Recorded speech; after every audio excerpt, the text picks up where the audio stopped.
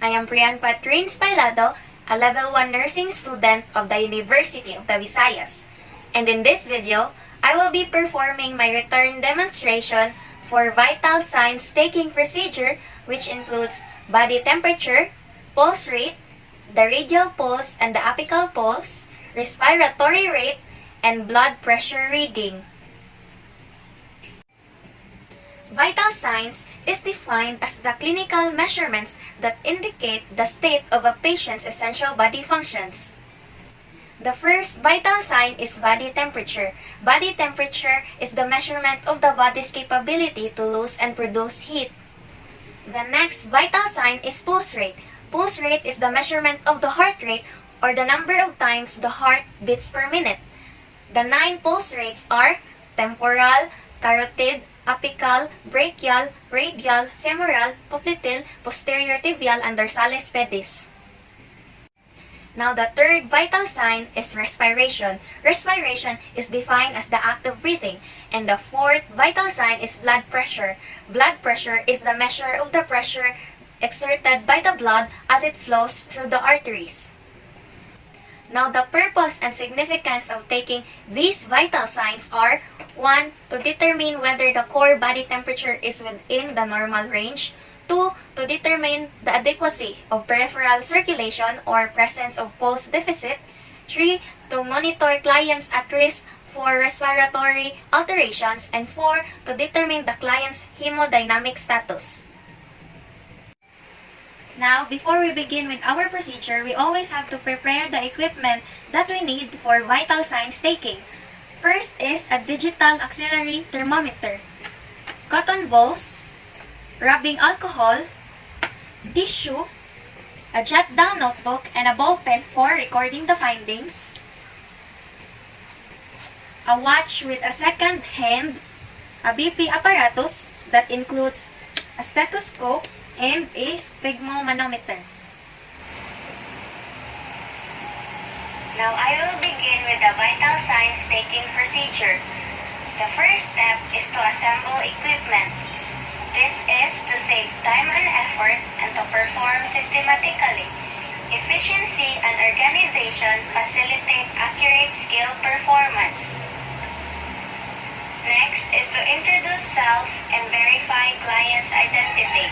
This is to establish rapport or therapeutic nurse-patient relationship and to ensure that the nurse is carrying out the procedure with the correct client. Good morning, sir. Ako di ay si Priyan, imong student nurse karon. Unsa ganito imong name, sir? Aldrin Tungpor, ma'am. Sige, salamat, sir. Explain what you are going to do and why it is necessary. Explaining the procedure and providing information to the client fosters trust and cooperation. Sir, magkuha ko karon sa imong vital signs para ma-monitor na mo imong temperature, imong pulse rate, respiratory rate, ug imong blood pressure. Okay ra nimo, sir? Okay ra mo. Sige, thank you, sir. Next is to perform hand hygiene. This is to prevent contamination and possible transmission of microorganisms.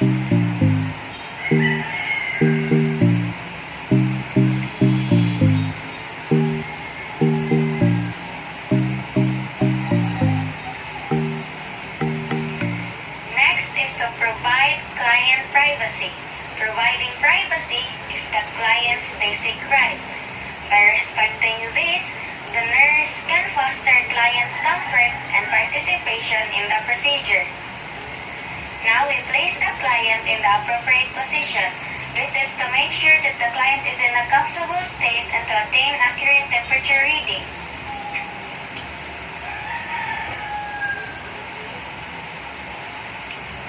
Now we place the thermometer. This is to acquire accurate temperature reading and to ensure appropriate placement of the thermometer. For oral temperature taking, disinfect the thermometer from bulb's end towards the battery cup. Place the bulb on either side of the frenulum. After using, disinfect the thermometer from the battery cup towards the bulb. Oral thermometers must be disinfected before and after the procedure to prevent cross-contamination. For rectal temperature taking, apply clean gloves. Instruct the client to take a slow, deep breath during insertion and insert 3.5 centimeters in adults. Gentle insertion decreases discomfort to client and prevents trauma to mucous membranes. This promotes ease of insertion of thermometer.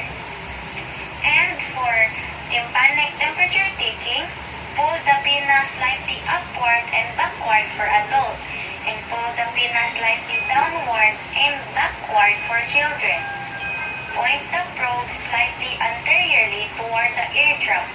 This is to straighten the ear canal and to ensure accurate reading.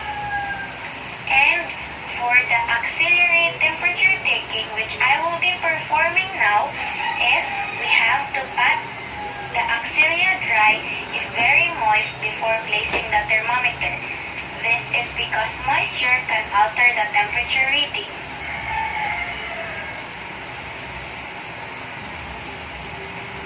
Now we place the bulb in the center of the axilla.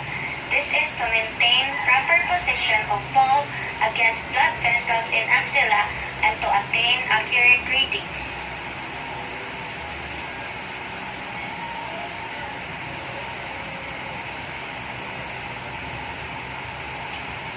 Wait the appropriate amount of time. Check package instructions for length of time. This is also to ensure accurate temperature reading.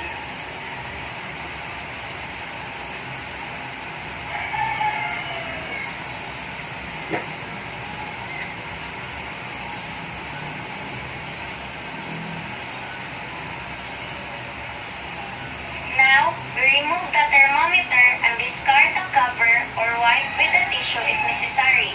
Removing the thermometer enables the nurse to read the temperature results precisely, and we disinfect the thermometer afterwards to prevent transmission of microbes and bacteria.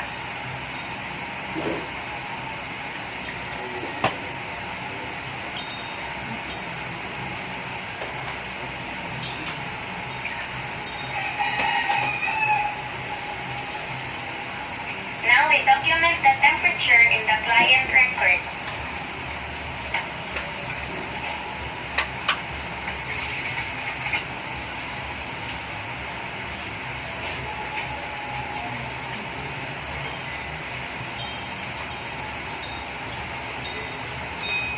Documentation provides ongoing data collection and comparison. By documenting the results immediately, the nurse takes note and prevents her from forgetting an important data, because accurate and detailed written records of the client become the foundation of an efficient nursing action. Now we will proceed to the radial pulse rate taking. First is to flex client's elbow and place lower part of arm across chest. This is to expose the radial pulse for a more convenient palpation.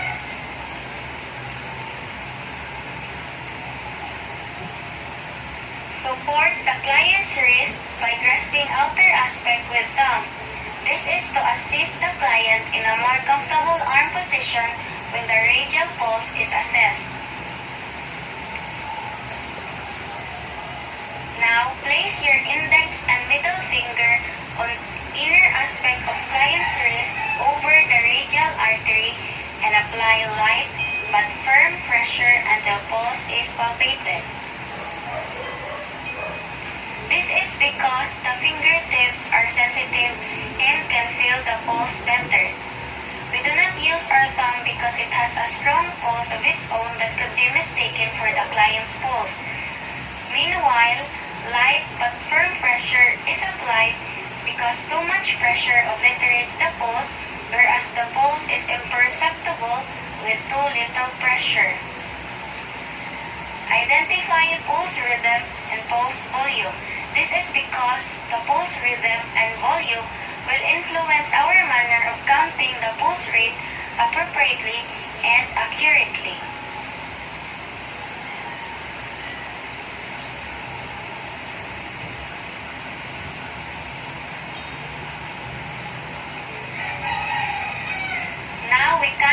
count pulse rate by using second hand on watch in 1 full minute. Counting a full minute permits a more accurate reading and allows assessment of pulse rhythm and pulse volume.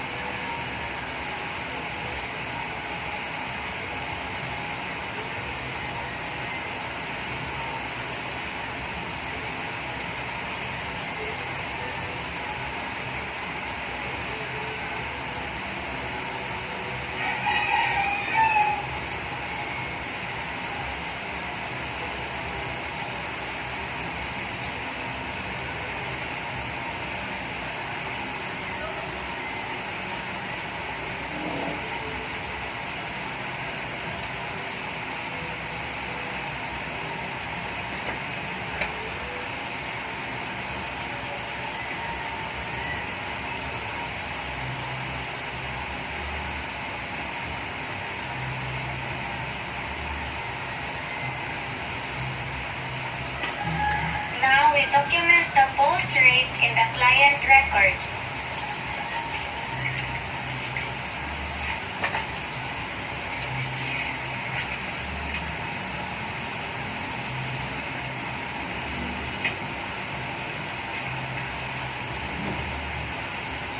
Documentation provides ongoing data collection and comparison. By documenting the results immediately, the nurse takes note and prevents her from forgetting an important data. Because accurate and detailed written records of the client become the foundation of an efficient nursing action. Now let's proceed to the respiratory rate taking. Place the client's arm across the chest and observe the chest movements while supposedly taking the radial pulse. This is because a client who knows you are already counting respirations may not breathe naturally.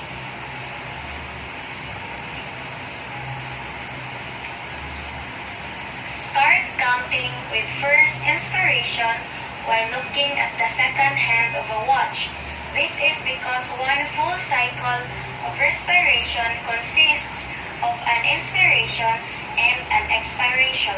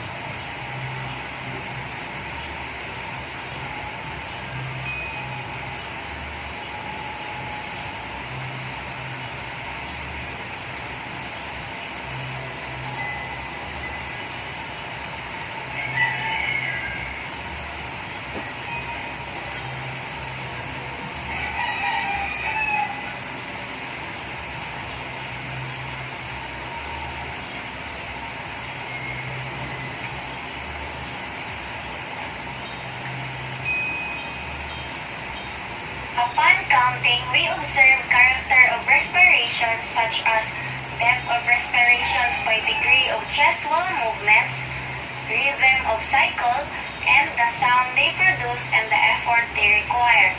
This is to assess clients' breathing accurately because any irregularities and abnormalities on the character of respirations may require the nurse to have a more careful assessment.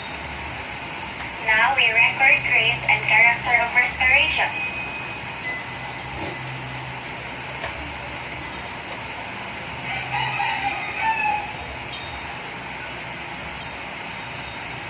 Documentation provides ongoing data collection and comparison.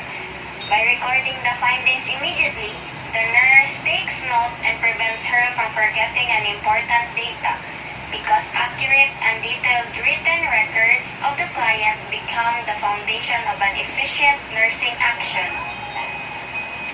Now let's proceed to the apical pulse rate taking. Cleanse the earpiece and diaphragm of stethoscope with an alcohol swab. This is to prevent cross-contamination and to ensure clear and precise auscultation.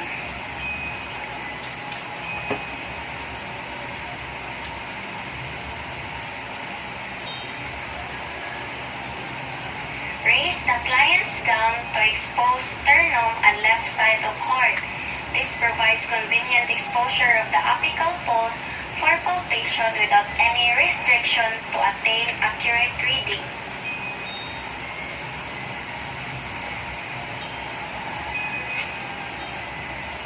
Now, locate apex of heart.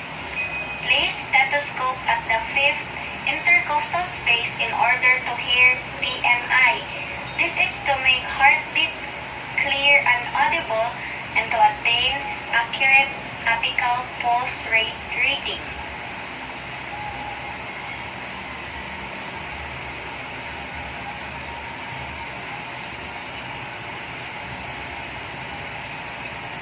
Inform client that you are going to listen to his heart. Instruct to remain silent. This fosters client cooperation and ensures that the place is free from any noise or distraction during auscultation. Sir, maminaw ko sa imong heartbeat ha. Dili lang sa tang mustorya kadiyot raman eh. Okay ra mo. Sige.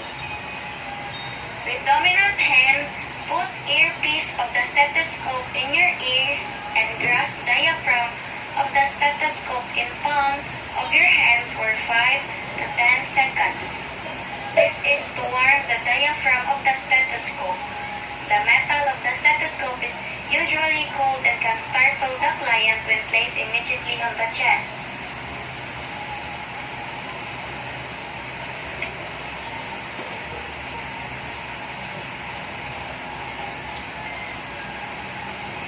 Now place the diaphragm of the stethoscope over the PMI and auscultate for sounds S1 and S2 to hear loud sound. This is because the heartbeat is normally loudest over the apex of the heart. We listen for the loud sound because it is what we count to assess client's heartbeat.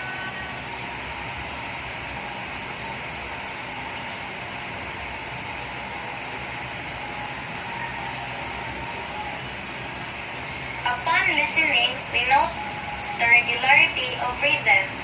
The regularity of rhythm reveals pattern of time intervals between each heartbeat that helps the nurse count accurately and assess for possible abnormalities. Now we start to count while looking at second hand of watch. Count loud sound as 1 beat. Count rate for a full minute.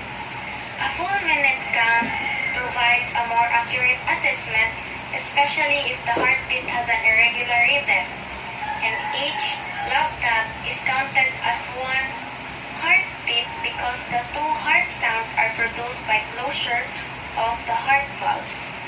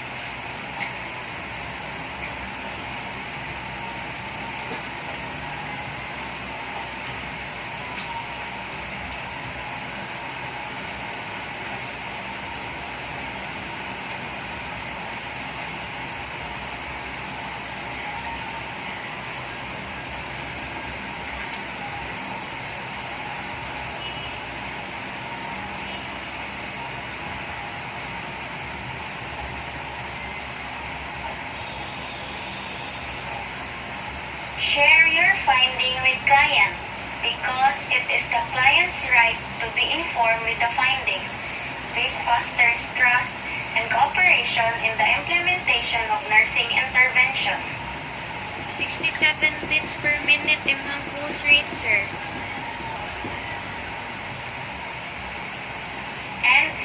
record your findings.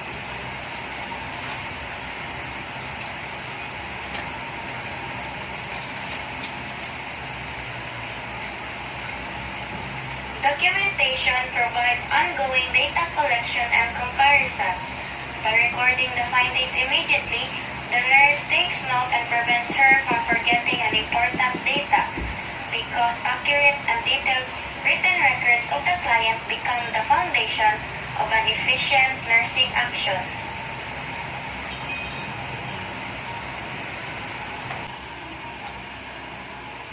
The next vital sign is the blood pressure taking. Position the client appropriately. This is to ensure client's comfort and accurate reading. Place in sitting position unless otherwise specified. Both feet should be flat on the floor. Because legs crossed at the knee results in elevated systolic and diastolic blood pressures.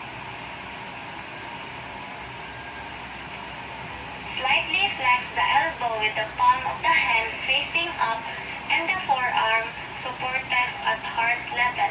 This is because the blood pressure increases when the arm is below heart level and decreases when the arm is above heart level.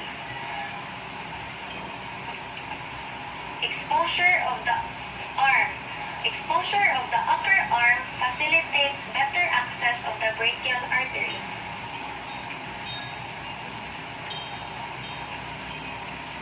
Next is make sure bladder cuff is fully deflated and pump valve moves freely.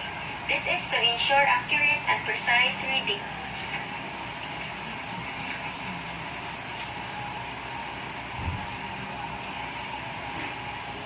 Now, locate the brachial artery in the anticubicle space with fingertips. This is to determine the location where the cuff will be placed and where the diaphragm will be placed for auscultation.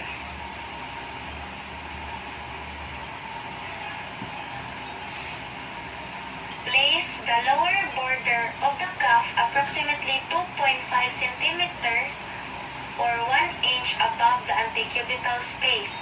Apply the center of the bladder directly over the artery. The bladder inside the cuff must be directly over the artery to be compressed if the reading is to be accurate, because improper cuff placement can alter perception of reading.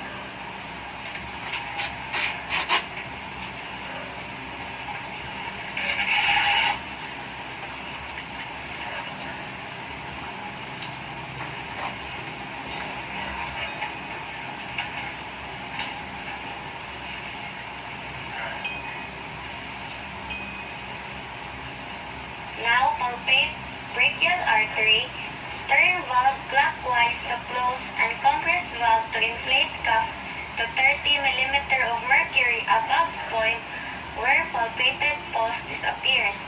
Then slowly release valve, deflating the cuff and noting reading when pulse is felt again. This is to check if the cuff is placed in the right side and gives an estimate of the systolic pressure.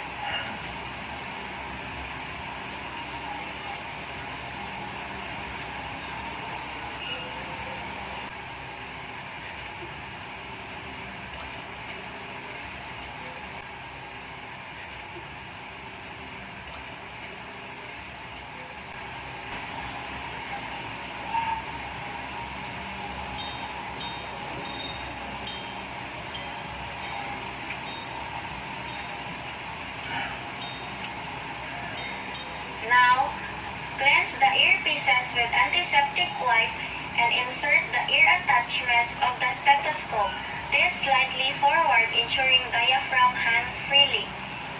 This is because sounds are heard more clearly when the ear attachments follow the direction of the ear canal.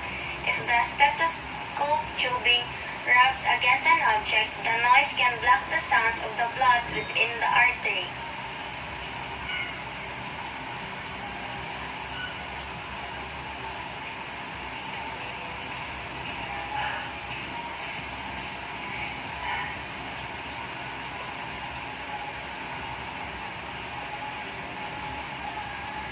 Now place the bell side of the amplifier of the stethoscope over the brachial pulse side. Because the blood pressure is a low-frequency sound, it is best heard with the bell-shaped diaphragm.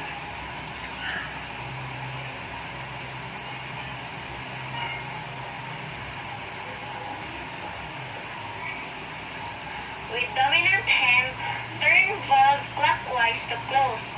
Compress pump to inflate cuff until manometer. The dominant hand is associated with handedness and effective connectivity to the motor system. Using it makes it more convenient to handle the valve and pump for an accurate and precise blood pressure reading. We have to remember to release the valve on the cuff carefully so that the pressure decreases at the rate of 2 to 3 mm of mercury per second. This is because if the rate in releasing the valve is faster or slower, an error in measurement may occur. And as the pressure falls, we identify the manometer reading at correct cuff faces. Manometer reading in the correct cuff faces 1, 4, and 5 must be identified to determine the systolic and diastolic pressure.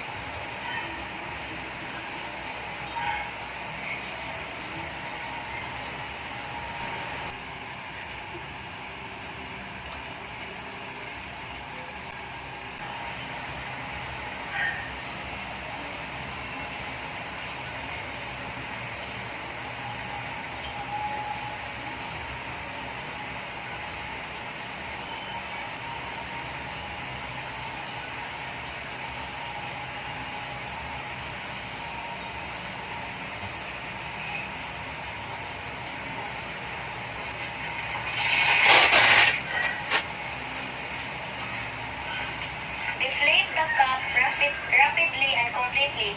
This is to immediately release the pressure felt by the client. Continuous cuff inflation causes arterial occlusion, resulting in numbness and tingling of client's arm.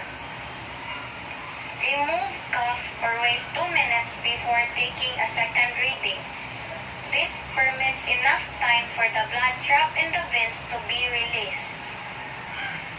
Inform client of reading. It is the client's right to be informed with the reading. This fosters trust and cooperation in the implementation of nursing intervention. Imong blood pressure sir kay 110/70. Now we record reading.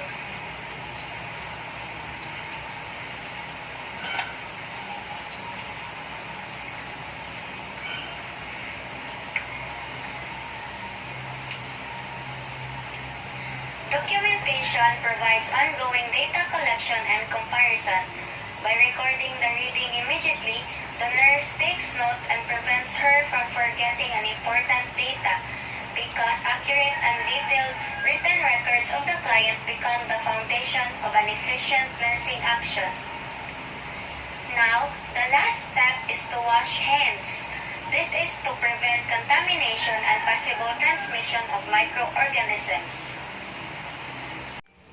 And that is all for my return demonstration on vital signs taking. Thank you for watching!